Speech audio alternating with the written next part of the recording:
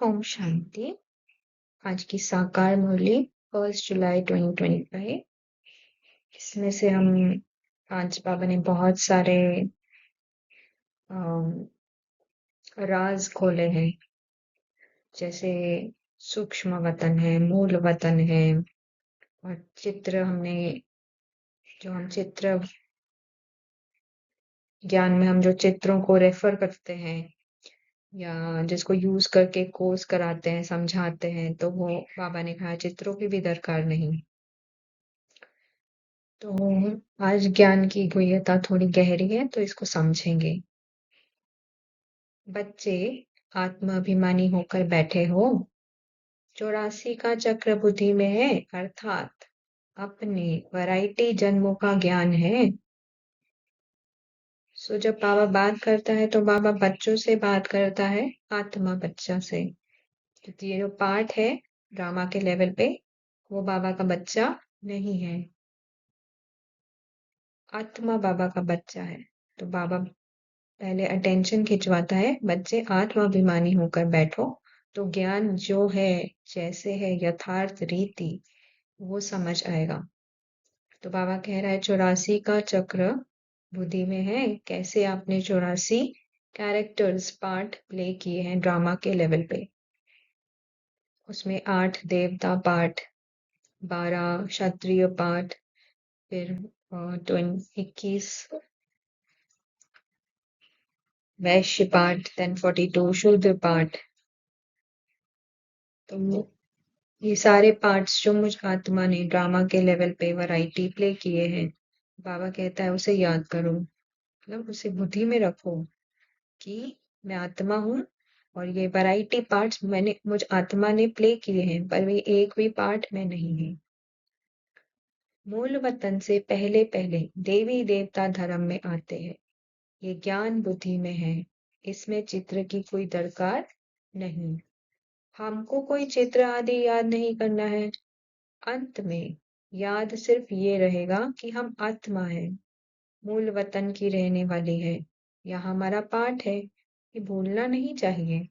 ये मनुष्य सृष्टि के चक्र की ही बातें हैं और बहुत सिंपल हैं, इसमें चित्रों की बिल्कुल दरकार नहीं, क्योंकि ये चित्र आदि सब है भक्ति मार्ग की चीजें। ज्ञान मार्ग में तो है पढ़ाई, पढ़ाई में चित्रों की दरकार नहीं। इन चित्रों को सिर्फ करेक्ट किया गया है। जैसे वो कहते हैं गीता का भगवान श्री कृष्ण है, हम कहते हैं शिव है। ये भी बुद्धि से समझने की बात है। बुद्धि में ये नॉलेज रहती है, हमने 84 का चक्र लगाया है। तो बाबा यहाँ कह रहा है कि हमको ज्ञान बुद्धि में रखना है। एक बार शुरू शुरू में जब हम आते हैं सेंटर पर, तो चित्रों की दरकार रहती है, चित्र यूज किए जाते हैं, क्योंकि हम जब आती हूँ आत्मा कोर्स करने, तो हम पुरानी दुनिया से आए हैं, देहाभान की दुनिया से आए हैं। पूरी तरह हमारा मन उस पुरानी दुनिया में फंसा हुआ रहता है, और उस हमारे मन को चित्रों की भाषा, शब्दों की भाषा समझ आती है। तो चित्रों को अगर यूज नहीं करेंगे तो हमको समझ नहीं आएगा कि ये, क्योंकि ये ज्ञान बहुत नया है, ना पहले कभी सुना पढ़ा ना देखा। तो उसलिए उस समझाने के लिए ये चित्र यूज किए जाते हैं। पर एक बार मुझ आत्मा ने ये समझ लिया कि क्या है नॉलेज, और ये भी समझ लिया कि मैं आत्मा विचित्र हूँ, मुझ आत्मा का कोई चित्र नहीं है। अति सूक्ष्म जब बाबा बोलता है, इन आंखों से देखा नहीं जाता, अर्थात आत्मा का कोई चित्र नहीं है। बिंदु एक रेफरेंस के लिए दिया था, एकदम छोटी सी आकृति। सभी शेप्स और फॉर्म्स में बिंदु सबसे छोटी आकृति है, उसके लिए, मन को समझाने के लिए, क्योंकि मन को चित्रों की और शब्दों की भाषा समझ आती है। तो उस मन को समझाने देने के लिए वो बिंदु का, पॉइंट का रेफरेंस दिया गया था, क्योंकि सभी शेप्स में एक छोटा सा डॉट सबसे छोटा है। सभी शेप्स और फॉर्म्स सबसे छोटा है वो पॉइंट, इसके लिए वो दिया गया था, फॉर रेफरेंस पर्पस। पर एक बार समझ आ गया कि मैं आत्मा विचित्र हूँ, मेरा कोई चित्र नहीं है, कोई आकार नहीं है, कोई शेप नहीं, कोई फॉर्म नहीं, और देखा ही नहीं जा सकता। जब जिस जिस चीज को देखा ही नहीं जा सकता तो आप उसको उसका चित्र बनाओगे कैसे? राइट? तो एक बार मुझको ये ज्ञान की गहराई समझ आ गई है कि मैं आत्मा विचित्र हूँ, तो मुझे कोई भी चित्र की दरकार नहीं है। ये भी समझ आ गया मुझ आत्मा ने 84 जन्म, मतलब अर्थात 84 पार्ट प्ले किए ड्रामा के लेवल पे। तो ये सारी बातें बाबा कहता है बुद्धि में धारण करने की है, प्रैक्टिकल में यूज करने की है। अभी चित्रों की दरकार नहीं है। अब चित्र को लेके और चित्र को देखते रहना, क्योंकि बहुत बार होता है सेंटर पे चित्र होते हैं, ब्रह्मा बाबा का चित्र है, शिव बाबा का वो पॉइंट ऑफ लाइट है, डॉट है। हम उसी को देखते रहते हैं, उसी को निहारते रहते हैं, उसी में खो खो जाना चाहते हैं उस चित्र को देखते देखते। तो ये तो हमें और भी देहभान, बॉडी कॉन्शियसनेस की तरफ ले जाता है, सोल कॉन्शियसनेस की तरफ नहीं ले जाता। आत्माभिमानी स्थिति इससे हमारी बनती नहीं है। बाबा कहते हैं अंतर्मुखी बनो, बाह्य मुक्ता में नहीं आओ। ये चित्र हमें बाह्य मुक्ता में ले जाते हैं। तो एक बार मुझ आत्मा ने बुद्धि से ये ज्ञान समझ लिया तो चित्रों की दरकार नहीं, चित्रों से परे जाना है विचित्र की तरफ।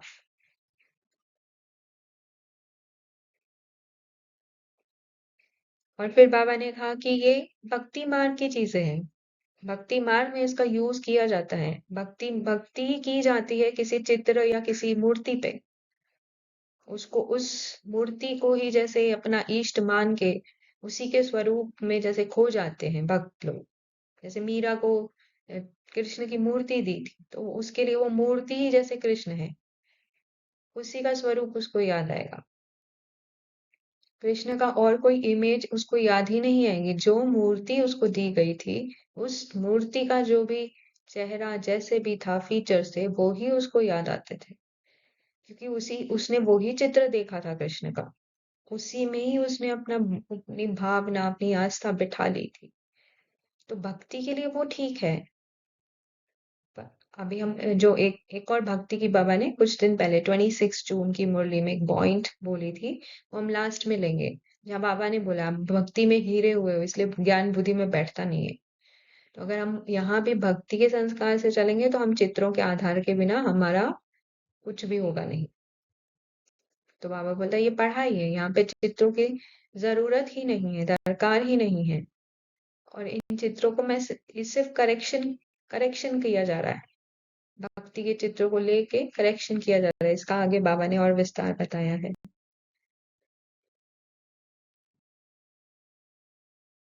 अब हमको पवित्र बनना है। पवित्र बनना है अर्थात इस पाठ से, ये पाठ जो प्ले हो रहा है ड्रामा के लेवल पे, इससे डिटैच होना है। पवित्र बन फिर नई सिर चक्र लगाएंगे। आत्मा एक बार पार्ट से डिटैच होके अपनी सोल, फुल्ली सोल कॉन्शियस हो गई, तो उसके बाद फिर से पार्ट में आना ही है, पार्ट में फंसना ही है फिर से। ये है सार जो बुद्धि में रखना है। जैसे बाप की बुद्धि में है वर्ल्ड की हिस्ट्री, ज्योग्राफी और 84 जन्मों का चक्र कैसे फिरता है, वैसे तुम्हारी बुद्धि में है। पहले हम सूर्यवंशी फिर चंद्रवंशी बनते हैं। चित्रों की दरकार नहीं है, सिर्फ मनुष्यों को समझाने के लिए ये बनाए हैं। हाँ, जो आत्मा मन के वश है, मनुष्य है, उसको समझाने के लिए, क्योंकि मन को भाषा चित्रों की समझ आती है, तो उसको समझाने के लिए ये बनाए। ज्ञान मार्ग में तो सिर्फ बाप कहते हैं मन मना भव, बस। बाबा का ज्ञान मार्ग सिंपल है, ज्यादा कुछ विस्तार नहीं है। ये विस्तार जो मुरली में आता है, बहुत सारी जो है वो ब्रह्मा बाबा के खुद के अनुभव होते हैं। और हमारा मन एक ही चीज से बार बार, कितने बार बाबा बोलेगा अपने को आत्मा समझ, मुझे याद करो। सर्व शरीर के सब संबंधों को भूल जाओ, शरीर को भूल जाओ। एक ही बात अगर बार बार दोहराएगा तो हमारा मन ऊब जाएगा उससे। इसलिए वैरायटी बातें, भक्ति की करेक्शन, भक्ति और ज्ञान कैसे डिफरेंट है, ये सारा विस्तार में बाबा जाता है। पर ज्ञान का सार है मन मना भव, अपने को आत्मा समझ, बाप को याद करो। इसमें बाबा कहता है चित्रों की दरकार नहीं। जैसे ये चतुर्भुज का चित्र है, रावण का चित्र है, ये सब समझाने के लिए दिखलाना पड़ता है। हम्म, समझाने के लिए दिखलाना पड़ता है। तुम्हारी बुद्धि में तो यथार्थ ज्ञान है। अब मैं हम आत्मा अपने आप चेक करूं कि मेरी बुद्धि में यथार्थ ज्ञान है या अभी भी मुझे चित्रों की मदद लेनी पड़ती है। तुम बिना चित्र के भी समझा सकते हो। तुम्हारी बुद्धि में 84 का चक्र है। चित्रों द्वारा सिर्फ सहज करके समझाया जाता है। इनकी दरकार नहीं है, सिर्फ सहजता के लिए, सहज समझ आ जाए, क्योंकि ज्ञान बहुत नया है, तो सहज करके समझाया जाता है। बुद्धि में है, पहले हम सूर्यवंशी घराने के थे, फिर चंद्रवंशी घराने के बने। वहां बहुत सुख है, जिसको स्वर्ग कहते हैं। ये चित्रों पर समझाते हैं। पिछाड़ी में तो बुद्धि में ये ज्ञान रहेगा। अभी हम जाते हैं पिछाड़ी, मतलब मुझ आत्मा की जब वो फाइनल कर्मातीत, आत्मा तो ऑलरेडी कर्मातीत है ही, पर जो फाइनल कर्मातीत अवस्था मन की होनी है, मन जो है आत्मा में फाइनली जो मर्ज होने की प्रक्रिया है, तो वो है पिछाड़ी। पिछाड़ी में बुद्धि में ये ज्ञान रहेगा। अभी हम जाते हैं, वापस चक्र लगाएंगे। सीढ़ी पर समझाया जाता है तो मनुष्यों को सहज हो जाए। तुम्हारी बुद्धि में ये भी सारा ज्ञान है कि कैसे हम सीढ़ी उतरते हैं, फिर बाप चढ़ती कला में ले जाते हैं। बुद्धि में क्या ज्ञान है, कैसे मैं आत्मा, पहले सतो प्रधान स्क्रिप्ट, फिर सतो स्क्रिप्ट, फिर रजो स्क्रिप्ट, फिर तमो स्क्रिप्ट, फिर तमो प्रधान स्क्रिप्ट, कैसे मुझ आत्मा के मन में ही ये प्ले होती है, क्योंकि 84 कहाँ है, सारा कुछ रिकॉर्ड मुझ आत्मा में ही नूंधा हुआ है। तो मेरे ही अंदर ये वैरायटी स्क्रिप्ट बदलती रहती है। इट्स लाइक अभी मैंने एकदम क्लियर ट्रांसपेरेंट चश्मा पहना है, तो मुझे चीजें सारी क्लियर और ट्रांसपेरेंट दिखाई देती है, साफ साफ दिखाई देती है, क्योंकि एकदम साफ क्लियर चश्मा पहना है। वो ही उसमें थोड़ी सी टिंट आ जाए, थोड़ा सा चश्मा भी जैसे चश्मा हरा, अगर मैं हरा पहन लेती हूँ तो दुनिया हरी दिखती है। तो मुझे आत्मा की जब स्क्रिप्ट सतो प्रधान से सतो जाती है, तो थोड़ी सी दुनिया में मुझे थोड़े से चेंजेस नजर आते हैं। जैसा मेरी जैसा मैंने चश्मा पहना है वैसे मुझे दुनिया नजर आएगी। जैसे मुझ आत्मा के अंदर स्क्रिप्ट होगी, वैसे मुझे दुनिया अनुभव होगी। बाहर दुनिया कुछ नहीं है, मुझ आत्मा की स्क्रिप्ट जैसी है। मेरे अंदर सतो प्रधान स्क्रिप्ट है, तो मुझे दुनिया गोल्डन एजेड, रिश्ते बहुत प्यारे, मैं आत्मा बहुत सुखी, सब कुछ भरपूर, सब कुछ संपन्न, ये सब फीलिंग होगी। क्योंकि अंदर वो फीलिंग है, तो बाहर दुनिया में वो फीलिंग, जो पार्ट प्ले करने ड्रामा के स्टेज पे भी वो फीलिंग मेरी सातों स्क्रिप्ट में वैसी फीलिंग होगी। जब मैं रजो प्रधान में जाऊंगी, अर्थात द्वैतता में आऊंगी, तो सुख दुख निंदा स्तुति मान अपमान ये सारा फील होने लगेगा। क्यों? क्योंकि मेरे अंदर वो स्क्रिप्ट बज रही है। तो हरे हरा चश्मा से अगर मैंने थोड़ा सा नीला चश्मा पहन लिया, तो मुझे नीली दुनिया नजर आएगी। मेरे अंदर की स्क्रिप्ट जैसे ही रजों में जाती है, तो मुझे दुनिया में द्वैतता नजर आना शुरू होती है। सब कुछ एक एक एक था, एक धर्म, एक राज्य, एक भाषा, जो सब कुछ एक एक एक था, वो अभी द्वैत में बदल जाता है। अर्थात मैं मैं स्त्री हूँ, पुरुष हूँ, ये पुरुष है। मैं सुखी हूँ, मैं सुखी हूँ, ये दुखी है। मैं ये मेरी निंदा है, ये मेरी स्तुति है, ये मेरा मान है, ये अपमान है, ये सर्दी गर्मी, ये सारा विस्तार शुरू हो जाता है। क्योंकि मन में स्क्रिप्ट वैसी बज रही है। फिर जैसे ही तमो जाती है, फिर तमो प्रधान आती है, तो दुनिया तमो प्रधान अभी जैसे हमको नजर आती है। दुनिया सारे दुखी हैं, सारे परेशान हैं, इतनी वॉर है, इतने क्राइम है, कितना पीसलेसनेस है, अशांति है दुनिया में। क्यों? क्योंकि मेरी अंदर की स्क्रिप्ट जो बज रही है वो तमो प्रधान है। तो मैंने काला चश्मा पहना है, तो मुझे दुनिया काली नजर आ रही है। ये है सीढ़ी उतरना। सीढ़ी उतरना कोई अम, चित्रों पर समझाया नहीं जा सकता। इसीलिए बाबा कहता है कि आप आपने समझ लिया, बुद्धि से समझो कैसे आपने सीढ़ी उतरी। सीढ़ी उतरी मतलब मेरे मेरे मन में ही स्क्रिप्ट चेंज हो गई है बार बार। पहले भजन बज रहे थे, फिर उसके बाद थोड़े से फिल्मी गीत बजे, उसके बाद पॉप म्यूजिक बजा, उसके बाद अम, इस तरह से।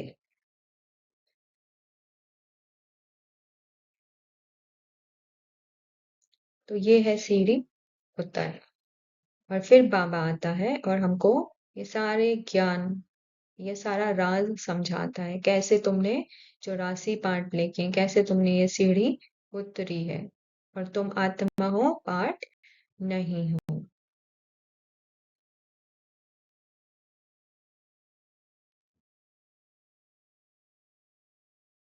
बाप कहते हैं, मैं तुमको इन चित्रों का सार समझाता हूँ। जो अच्छे समझदार बच्चे हैं बिगड़ चित्रों के भी समझा सकते हैं। तो बाबा हमको पूरा सार समझा, एसेंस में ज्ञान समझा देता है। और जिनकी बुद्धि में ये ज्ञान धारण हो गया है, अच्छी रीति सूक्ष्मता में ज्ञान की समझ आ गई है, यथार्थ रीति ज्ञान समझ आ गया है, तो बाबा कहता है वो बिगड़ चित्रों के भी समझा सकते हैं। ऐसी कोई अप्राप्त वस्तु नहीं जिसकी प्राप्ति के लिए पुरुषार्थ करे। यहाँ पुरुषार्थ करना पड़ता है। अभी क्योंकि तमो प्रधान स्क्रिप्ट है, तो यहाँ हमको लगता है हम कि इतनी मेहनत करते हैं तो हमको ये सारी चीजें, ये डिग्री मिलती है, ये गाड़ी मिलती है, या पैसे मिलते हैं, या पोजीशन मिलती है, या पद मिलता है, या फिर प्रमोशन मिलती है, इतनी मेहनत है। पर वहां क्या है, वहां क्योंकि सतो प्रधान स्क्रिप्ट है, तो ऐसी कोई अप्राप्त वस्तु नहीं जिसकी प्राप्ति के लिए पुरुषार्थ करें। क्योंकि वहां पे वो फीलिंग ही नहीं है मेरे पास कुछ कमी है, वो स्क्रिप्ट ही नहीं है, कमी वाली स्क्रिप्ट ही नहीं है अंदर बज रही। तो भले ही वहां पे भी पद पोजीशन से है, वहां पे भी राजा है तो दास दासी है, और जैसे बाबा ने कहा कि सबके घर भी अलग अलग होते हैं, जैसे राजा का महल होगा वैसे तो आम प्रजा का नहीं होगा। पर क्योंकि वहां वो स्क्रिप्ट ही नहीं बज रही कि मेरे पास ये जो राजा के पास है ये मेरे पास नहीं है, और मुझे भी ये राजा के पास जो है ये मुझे भी प्राप्त करना है, तो मुझे मेहनत करनी पड़ेगी, वो स्क्रिप्ट ही नहीं है, वो देखने की दृष्टि ही नहीं है, वो अंदर से स्क्रिप्ट ही नहीं प्ले हो रही है।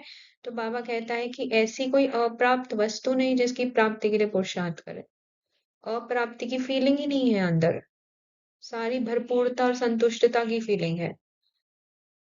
तो कुछ भी अप्राप्ति की महसूसता ही नहीं है। तो कोई पुरुषार्थ, एफर्ट, मेहनत कर रही हूँ रात दिन करके कमाना पड़ रहा है, ऐसा फीलिंग ही नहीं है किसी के भी, कोई जो भी आत्मा पार्ट प्ले कर रही है वहां पे। ये सूक्ष्म वतन की जो रमत गमत है, ये भी टाइम पास करने के लिए है। हाँ, आज बाबा ने ये क्लियर कर दिया कि सूक्ष्म वतन भी क्या है, टाइम पास। सूक्ष्म वतन क्या है पहले ये समझें। तो बाबा कहता है वहां पे सिर्फ मूवमेंट है, वहां सिर्फ वहां साउंड नहीं है। तो सूक्ष्म वतन मुझ आत्मा में ही, यही इसी लेवल पे प्ले हो रहा है। कहाँ, मन के लेवल पे। मन के लेवल पे हमको चित्र दिखते हैं, मन के लेवल पे वहां पे कोई आवाज नहीं होती है।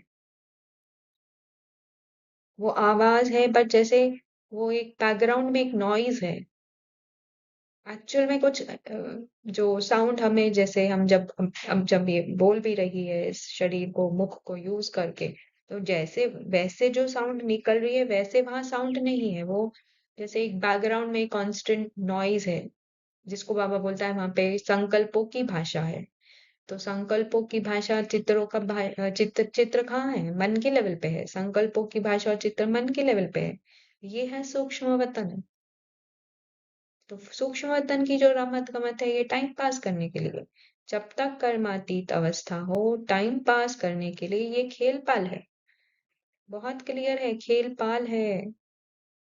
कर्मातीत अवस्था आ जाएगी बस, तुमको यही याद रहेगा कि हम आत्मा ने अब 84 जन्म पूरे किए, अब हम घर जाते हैं। फिर आकर सतो प्रधान दुनिया में सतो प्रधान पाठ बजाएंगे।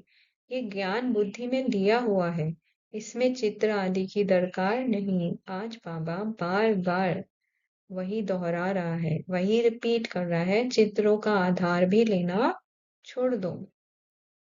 वो समझाने शुरू की समझाने के लिए था। अब जबकि ज्ञान बुद्धि में धारण हो चुका है, यथार्थ रीति ज्ञान समझ चुके हैं, तो बाबा कहता है चित्र की जरूरत नहीं है। अब इन चित्रों में भी राइट रॉन्ग क्या है ये अब तुम्हारी बुद्धि में है। सारा बुद्धि का खेल है, समझ का खेल है, अर्थात समझ का खेल है। एक बार समझ लिया तो बार बार चित्र रेफर करने की जरूरत नहीं है। एक बार समझ आ गया मैं आत्मा अति सूक्ष्म, जो आंखों से दिखती नहीं, तो जरूरत ही नहीं है पॉइंट ऑफ लाइट की भी। समझ की बात है। बाहर से कोई अ, साधन या रेड लाइट या फिर कोई पिक्चर, पॉइंट ऑफ लाइट की बिंदु की पिक्चर की भी जरूरत नहीं।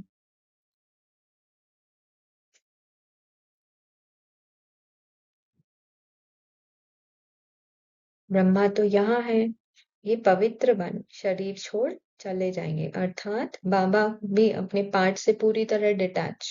ब्रह्मा बाबा भी अपने पार्ट से, चाहे वो दादा दादा लेखराज का पार्ट तो ऑफ कोर्स धीरे धीरे बाबा ने पुरुषार्थ करके वो छोड़ दिया, पर जो ब्रह्मा का पार्ट भी उनको मिला है ड्रामा के लेवल पे प्ले करने, उससे भी डिटैच, उस पार्ट से भी डिटैच पवित्र बन चले जाएंगे। अभी तुम जानते हो हम सत्व प्रधान बन रहे हैं, ये तो बुद्धि समझती है ना। इसमें तो चित्र ना हो तो और ही अच्छा, नहीं तो मनुष्य बहुत ही प्रश्न पूछते हैं, चित्रों में फंस जाते हैं। ये क्या है, ये क्या है, फलाना क्या है, फलाना क्या है। हाँ? बाबा कहता है इसमें चित्र ना हो तो ही अच्छा है। तो चित्रों में ही, हाँ हाँ, जैसे इस पार्ट को भी याद है, बीके पार्ट को, इसका जब बीके पार्ट प्ले हो रहा था, जो स्थूल रीति ज्ञान की समझ समझ हम समझ रहे थे, तो बहुत सारे चित्रों पे हमको प्रश्न होते थे, ये क्या है, वो क्या है, वो क्या है, इसकी समझ क्या है, उसकी समझ क्या है, ये ऐसा ही क्यों है इस चित्र में। तो बाबा कहता है कि नहीं है तो ही अच्छा, नहीं तो प्रश्नों में फंस जाते हैं, बहुत प्रश्न पूछते हैं। बाप ने 84 जन्मों का चक्र समझाया है, हम ऐसे सूर्यवंशी, चंद्रवंशी, वैश्यवंशी बनते हैं, इतने जन्म लेते हैं, बुद्धि में रखना होता है। बुद्धि में रखना मतलब समझ धारण, समझ से समझ समझ अपने में धारण करनी है। तुम बच्चे सूक्ष्म वतन का राज भी समझते हो, ध्यान में सूक्ष्म वतन में जाते हो, परंतु इसमें ना योग है ना ज्ञान है, ये सिर्फ एक रस्म है। समझाया जाता है कैसे आत्मा को बुलाया जाता है, फिर जब आती है तो रोते हैं, पश्चाताप होता है, हमने बाबा का कहना नहीं माना। ये सब है बच्चों को समझाने के लिए कि पुरुषार्थ में लग पड़े, गफलत ना करें। बच्चे सदा ये अटेंशन रखें कि हमें अपना टाइम सफल करना है, वेस्ट नहीं करना है, तो माया गफलत नहीं करा सकती। तो बाबा कहता है ये सारा खेल पाल है, ये सिर्फ क्यों, ये रस्म रिवाज है, क्यों? क्योंकि ये बच्चों को जागृति लाने के लिए है कि कैसे एक बार आत्मा का शरीर छूट गया तो पुरुषार्थ हो नहीं पाएगा। आप अपनी संपूर्णता में जो सोल कॉन्शियस, जो जो मुझे आत्मा का आत्मिक स्वरूप है, अगर उसमें मैं नहीं आ पाई तो फिर बहुत पछताना पड़ेगा। अब वो भी ऑफ कोर्स ड्रामा अनुसार, ये सारी चीजें ड्रामा अनुसार ही हो रही है। ऐसा नहीं है कि कुछ ड्रामा के अलग जाके हो रहा है, सब कुछ ड्रामा में नूंद है ये। पर ये बच्चों इससे जो समझ आते हैं वो करने लग पड़ते हैं, जिनका ड्रामा में पार्ट है, उन उन बच्चों का पार्ट ट्रिगर करने के लिए ड्रामा में सीन्स चलते हैं। किसी आत्मा ने शरीर, बी के आत्मा, बी के पार्ट इसका प्ले हो रहा था, उसने छोड़ दिया और फिर उसको बुलाया गया, भोग लगाया गया, फिर वो आत्मा कैसे पश्चाताप कर रही है, उस वो सीन ट्रिगर बनता है। दूसरी जो आत्माएं वहां बैठी है जिनका पार्ट खुलना है उस सीन से, और पुरुषार्थ का, उसके लिए वो सीन ट्रिगर बनता है। अदरवाइज बाबा कहता है ये सिर्फ रस्म है, इसमें कुछ ना ये ध्यान, ना ये ज्ञान है, ना ये योग है। तो सूक्ष्म तन में जाना मतलब मुझ आत्मा के मन के लेवल पे ही मुझे वो चीजें दिखती हैं चित्रों के माध्यम से।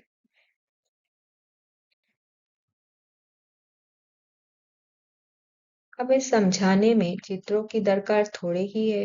ये सिर्फ समझाने के लिए मूल वतन सूक्ष्म वतन दिखाते हैं। अंडरलाइन, ये सिर्फ समझाने के लिए दिखाया गया मूल वतन सूक्ष्म वतन। मूल वतन अर्थात मुझ आत्मा की मूल स्थिति जो शांति की है, आत्मा का स्वधर्म शांति है, वो मेरी मूल स्थिति, उसको मूल वतन कहा गया है या शांति धाम कहा गया है। तो ये सिर्फ समझाने के लिए दिखाया गया। मुझ आत्मा का मन जो बाहर की दुनिया में भटक रहा था, उस मन को एक अलग दुनिया दिखाई गई शुरू में। शुरू शुरू में जब हम आते हैं उसको एक अलग दुनिया दिखाई गई चित्रों के माध्यम से, शब्दों के माध्यम से। देखो यहाँ जाओ, यहाँ पे रेड लाइट है, बहुत शांति है, फील करो, उसे अनुभव करो। तो मेरा जो मन जो बाहर की दुनिया में बाह्य मुक्ता में बहुत डीप फंसा हुआ था, उस मन को एक अलग दुनिया दिखाई गई जहां उसको शांति अनुभव होती है। अनुभव कहाँ हो रहा है? सारा अंदर ही हो रहा है। खेल सारा कहाँ चल रहा है? मन में। फीलिंग कहाँ, शांति की फीलिंग कहाँ आ रही है? मन में। वो चित्र कहाँ दिख रहा है? गोल्डन रेड लाइट कहाँ दिख रही है? मन में। चित्रों के माध्यम से उसको समझाया गया है, देखो ये गोल्डन रेड लाइट है, यहाँ पे ऐसे स्टार्स हैं, छोटी छोटी छोटी बिंदु हैं। हाँ, बिल्कुल शांति है, अनुभव करो। तो मेरा मन उसको अनुभव, उस दुनिया को अनुभव करने लगता है। तो पर धीरे धीरे जैसे मुझ आत्मा की समझ और गहराई में जाती है और हम ज्ञान को सूक्ष्मता से समझते हैं, तो समझ आता है कि मूल वतन मतलब मुझ आत्मा की मूल स्थिति, the nature of silence, I the soul, I am silence, ओम शांति।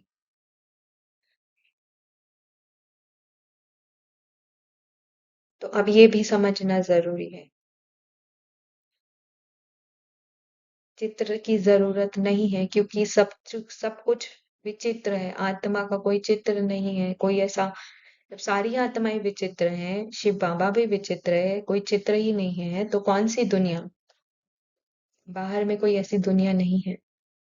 मूल वतन मतलब मुझ आत्मा की मूल स्थिति, शांति की स्थिति। शांति धाम अर्थात मुझ आत्मा का शांति स्वधर्म। तो समझाया जाता है, बाकी ये तो भक्ति मार्ग वालों ने चित्र आदि बनाए हैं, तो हमको भी फिर करेक्ट कर बनाना पड़ता है।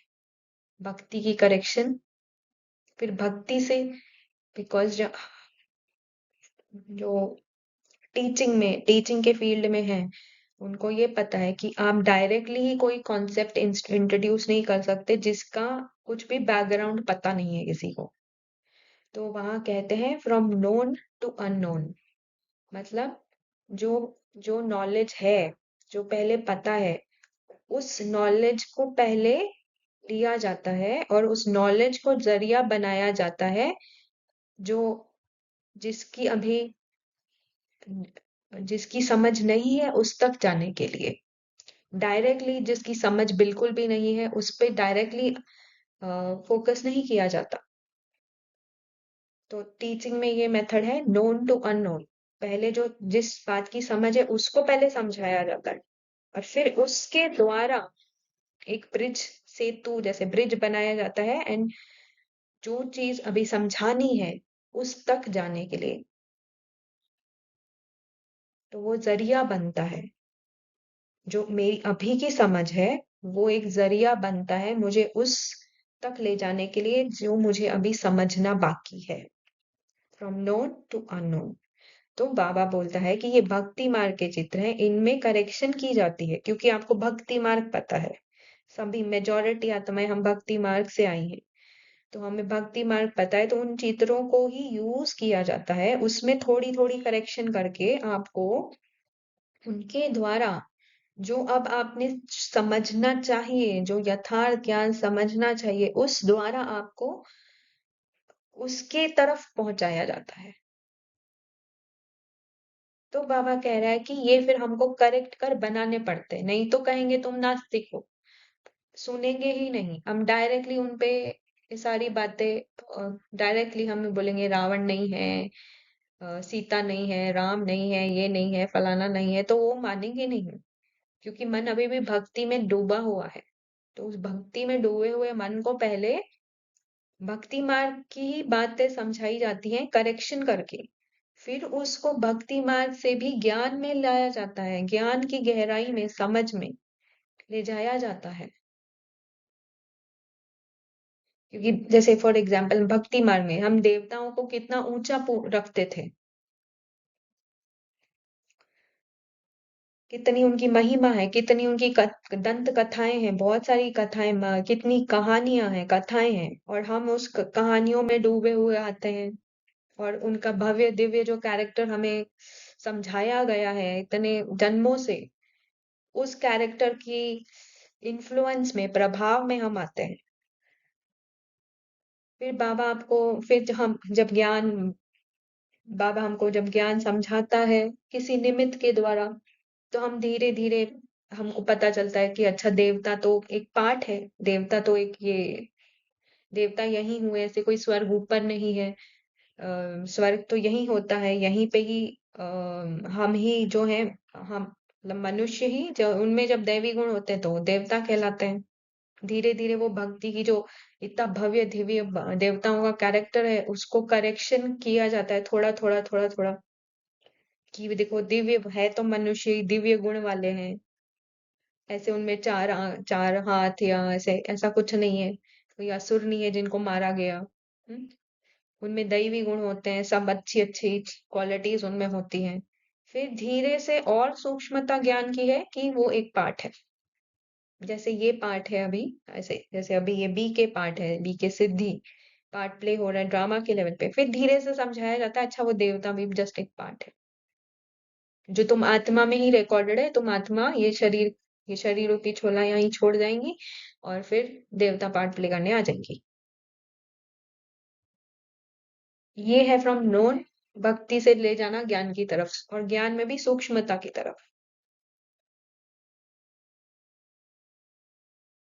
नहीं तो हम मानेंगे ही नहीं, अगर हमको पहले ही दिन कह दिया जाता देखो तुम, ये देवता है ना, ये तुम ही थे, कौन मानता?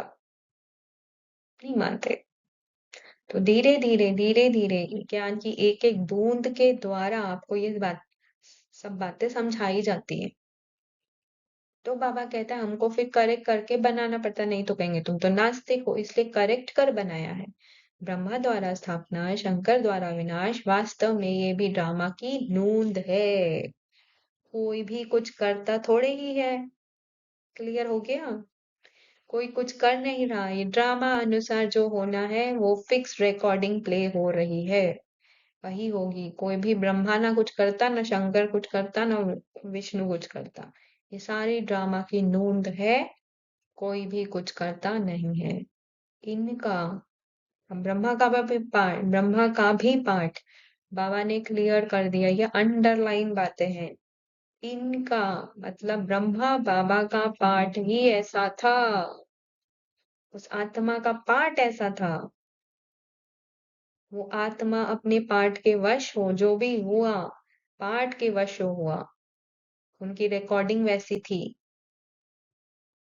उनको ब्रह्मा का पार्ट प्ले करना था, उस आत्मा को ब्रह्मा का पार्ट मिला है, उसे वो प्ले करना था, और जैसे वो प्ले करना था वो फिक्स रिकॉर्डिंग है, नूंद है। इनका बाबा का पार्ट ही ऐसा था, एकदम जोर से नशा चढ़ गया, स्क्रिप्ट अंदर से प्ले हुई और आत्मा उसमें फंस गई। बाबा बादशाही देते हैं, फिर गदाई क्या करेंगे? जानते हो इसने कैसे सब छोड़ दिया, नशा चढ़ गया, ओहो राजाई मिलती है। अंदर से वैसी स्क्रिप्ट बजी, उस स्क्रिप्ट के प्रभाव में आके, उस स्क्रिप्ट में फंस के, जो भी ब्रह्मा बाबा द्वारा जो भी तन मन धन लगाया गया, वो लगाया गया। तो और एक और मुरली में ब्रह्मा बाबा ने खुद अनुभव शेयर किया था कि पहले तो नशा चढ़ गया, उस नशे के प्रभाव में सब कुछ स्वाहा कर दिया, फिर बाद में पता चला राजधानी स्थापन में। जब वो नशा जब वो स्क्रिप्ट का प्रभाव कम हुआ, अंदर में जो ब्रह्मा बाबा की स्क्रिप्ट थी उसका प्रभाव कम हुआ, तब पता चला कि राजधानी स्थापन होनी है। पर उस नशे के जैसे होता है ना, किसी को बहुत ही ज्यादा गुस्सा आता है, इतना गुस्सा आता है और इतना वो उस गुस्से के वश हो जाता है कि उस गुस्से के वश होके उससे मर्डर भी हो जाता है। और फिर जब वो गुस्सा शांत होता है, मतलब वो अंदर की जो स्क्रिप्ट थी, क्योंकि वो मर्डर करवाना ही था, उस आत्मा का पार्ट था वो मर्डर करने का, तो उसके अंदर जो स्क्रिप्ट बजी, संकल्प ऐसे आएंगे, फीलिंग्स इमोशंस ऐसी आएंगी, वो स्क्रिप्ट के वश होके उससे वो कर्म होगा ही। पर जब वो स्क्रिप्ट का प्रभाव कम हो जाता है, धीरे धीरे धीरे धीरे, तब रियलाइज होता है, हाय मैंने क्या कर दिया। एक्चुअली आत्मा ने कुछ किया नहीं होता है, उसके अंदर की स्क्रिप्ट ने उससे, उसके ड्रामा ने उससे करवाया है। इसलिए बाबा बोलता है ना, तुम सारे ड्रामा के परवश हो। तुम सभी आत्माएं अपने ड्रामा के परवश हो, पाठ के परवश हो। तो उस पाठ के परवश होके उसने वो कर्म किया, पर क्योंकि उसको नॉलेज नहीं है तो वो अपने ऊपर लेता है, मैंने किया मैंने किया मैंने किया। एक्चुअली उससे कर्म वो हुआ है, उस आत्मा ने किया नहीं, खुद होके कुछ किया नहीं है। उसके ड्रामा में, स्क्रिप्ट में वो होना लिखा था, उस स्क्रिप्ट के प्रभाव में आके वो कर्म हुआ है, उसने कुछ किया नहीं। पर क्योंकि ज्ञान नहीं है, तो वो आत्मा कहती रहती है मैंने किया मैंने किया मैंने किया, और पश्चाताप करती रहती है। वो पश्चाताप करना भी उसकी स्क्रिप्ट में नोंद है। तो ब्रह्मा बाबा का भी सेम हुआ। बाबा का पार्ट था, फिक्स पार्ट था, उस पार्ट के वश होके जो भी होना था वो हुआ।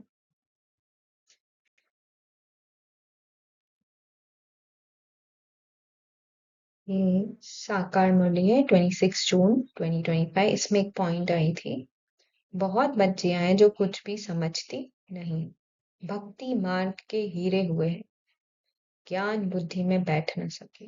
भक्ति की आदत पड़ी हुई है। हाँ? बाबा कह रहा है, भले ही ज्ञान में आ जाते हैं, पर भक्ति मार्ग के संस्कार इतने कड़े हैं कि भक्ति की बातें छूटती नहीं। भक्ति का संस्कार छूटता नहीं, मांगने का संस्कार छूटता नहीं, और फिर ज्ञान बुद्धि में बैठता नहीं। ज्ञान बुद्धि में बैठता नहीं मतलब स्थूल स्थूल रूप में, मोटे मोटे रूप में हम ज्ञान समझ लेते हैं, पर जो ज्ञान की सूक्ष्मता है, ज्ञान की गहराई है, वो समझ उसको पकड़ नहीं पाते, उसको धारण नहीं कर पाते, समझ नहीं पाते। क्यों? क्योंकि भक्ति की आदत पड़ी हुई है। कहते हैं भगवान क्या नहीं कर सकता, यही भक्ति की आदत की वजह से वो चित्रों की हमको जरूरत पड़ती है, उसको करेक्शन करना पड़ता है।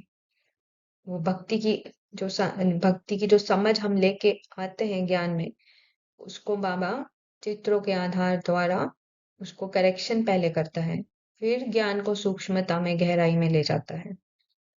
तो कहते हैं भगवान क्या नहीं कर सकता। ये हमारी, और फिर ये सूक्ष्म में हम ज्ञान में भी करते हैं कि बाबा तो कुछ भी कर सकता है। ऐसे बाबा बाबा बोल दो, बाबा को याद कर लो, बाबा कुछ भी कर सकता है, क्योंकि पार्ट में हमको आदत पड़ी हुई है। हम हमारा पार्ट में हर चीज फिक्स करना चाहते हैं। बीमारी है, बीमारी ठीक हो जाए, योग योग से बीमारी ठीक हो जाए, अम, कोई धन की कमी है वो ठीक हो जाए, नौकरी की, बच्चे पढ़ नहीं रहे हैं वो, उनका सब ठीक हो जाए, नौकरी मिल जाए, नौकरी चल रही है तो उसमें प्रमोशन हो जाए, इत्यादि इत्यादि इत्यादि, बहुत सारे आदि आदि इत्यादि बातें।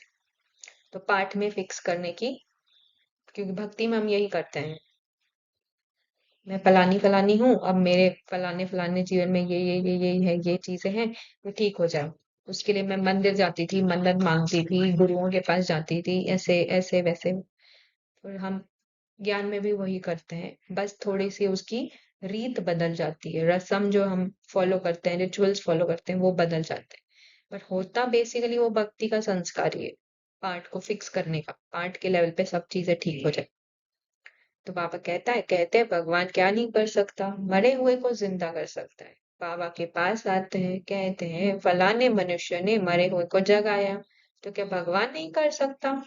कोई ने अच्छा काम किया तो बस उसकी महिमा करने लग पड़ते हैं, फिर उनके हजारों फॉलोअर्स बन जाएंगे।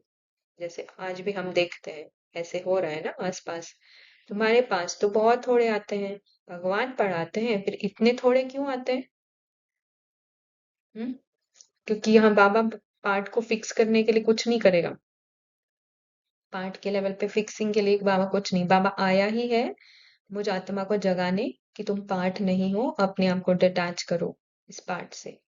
इस पाठ को फिक्स करने की कोशिश, ठीक करने की कोशिश नहीं करो। इस पाठ के लेवल पे जो भी परिस्थितियां हैं, संबंध संपर्क में इश्यूज हैं, फाइनेंशियल इश्यूज हैं, जो भी है, फिजिकल शरीर के लेवल पे इश्यूज है, इसको फिक्स करने की कोशिश नहीं करो।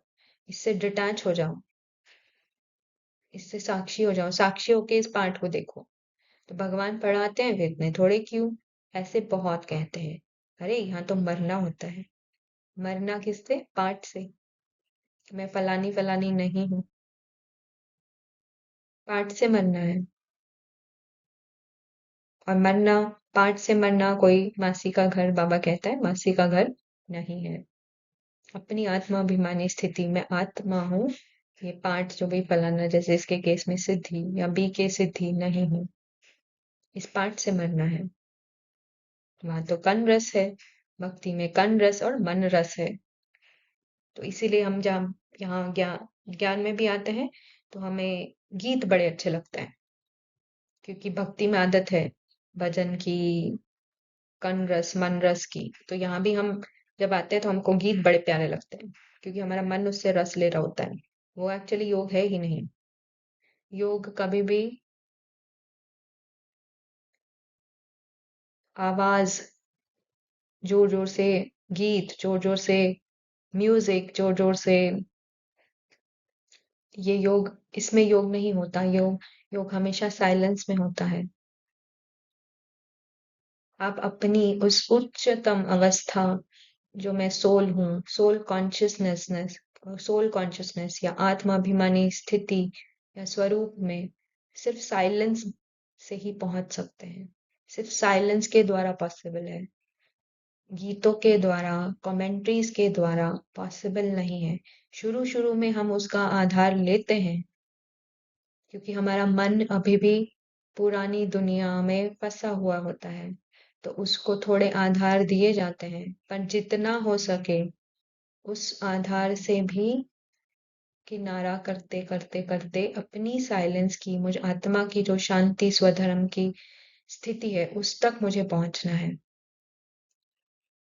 इसीलिए बाबा कहता है सारे आधार छोड़ो, निराधार हो जाओ। तुम आत्मा निराधार हो, किसी आधार पे मुझ आत्मा का साइलेंस टिका हुआ नहीं है। मैं निरंतर हूं ही, शांत स्वरूप आत्मा। भले ही वो अनुभव में आ रहा है या नहीं आ रहा है, पर सत्य यही है, मैं आत्मा शांति स्वधर्म, शांति मेरा स्वधर्म। आई एम साइलेंस। अभी भी बात करते हुए भी आत्मा का जो स्वधर्म है, शांति है, वो कहीं गायब नहीं हुआ है। I am still that silent being. पाठ में आते, मुख को यूज करते, आवाज को यूज करते, शरीर को यूज करते मूवमेंट्स के लिए, मन को यूज करते संकल्पों के लिए, फिर भी बैकग्राउंड में एवर प्रेजेंट मैं आत्मा शांत स्वरूप प्रेजेंट हूं ही, अभी हूं, इन द नाउ। कोई फ्यूचर नहीं है इसका, या कोई पास्ट नहीं है। अभी हूं, ऑलरेडी हूं, बनना नहीं है, हूं ऑलरेडी। तो बाबा कह रहा है वहां तो कन रस है, मन रस है। बड़े भक्के से बैठ गीता सुनाते हैं, भगत लोग सुनते हैं। यहाँ कन रस की बात नहीं, ना कन रस की ना मन रस की। तुमको सिर्फ कहा जाता है बाप को याद करो। गीता में भी ये अक्षर है, मन मना भव। बाप को याद करो तो विकर्म विनाश होंगे। बाप कहते हैं अच्छा ब्राह्मणी से वह सेंटर से रूठ जाते हो, अच्छा ये तो काम करो, और संग तोड़, अपने को आत्मा समझ, एक बाप को याद करो। बाबा ने सारे चीजों से हल्का कर दिया। अच्छा ब्राह्मणी से नहीं बनती, अच्छा सेंटर नहीं जाना, कोई बात नहीं। एक ही काम करो, सारे संग तोड़ दो। ये बाहर फिजिकल संग की बात नहीं हो रही है।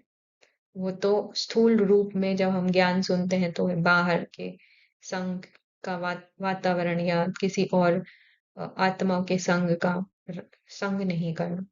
ये है अंदर में मन में जो दुनिया बसी है, पकड़ रखी है, उसके संग से भी न्यारा। और सारे संग तोड़, अपने को आत्मा समझ, बाप को याद करो। बाहर के संग छोड़ो, मन अंदर में जो मन के लेवल पे संग किया है वो भी छोड़ो।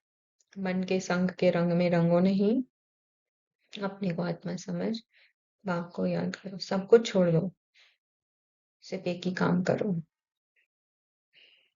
और ये काम सबसे डिफिकल्ट अनुभव होता है। क्यों? क्योंकि मन की आत्मा की नहीं, मुझ आत्मा के मन को बाह्य मुक्ता पसंद है। उसे अंतर्मुखी होने में बहुत मेहनत फील होती है।